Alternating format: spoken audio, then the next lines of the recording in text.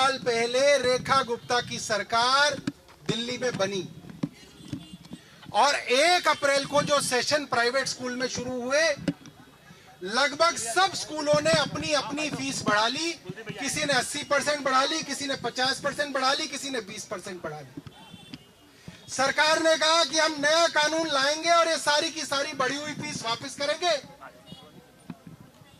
सरकार ने खूब ड्रामेबाजी की, नया कानून लेके आए। किसी स्कूल ने फीस वापस नहीं करी, एक भी स्कूल ने। इतनी गुंडागर्दी दिल्ली में चल रही है, साउथ दिल्ली के इतने बड़े स्कूल के अंदर इतनी बड़ी गुंडागर्दी चल रही है। रेखा गुप्ता जी सो रही है, वो सिरसा की बेटी की शादी मनाने गई है। उदयपुर में गैस, उदयपुर के अंदर मौज मस्ती हो रही है। यहां दिल्ली की बेटियां 4-4 घंटे स्कूल के सामने खड़े होकर कह रही है हमारा रोल नंबर दे दो। उनमें से एक लड़की तो नेशनल प्लेयर है शूटिंग की। और गुंडागर्दी देखिए, आशीष तूत छुप के बैठे हुए कहीं पे। कहां पे छिप के बैठे हुए आशीष तूत? कहां गए? दिल्ली के एजुकेशन मिनिस्टर हैं, उनका काम है ये, हमारा काम नहीं है।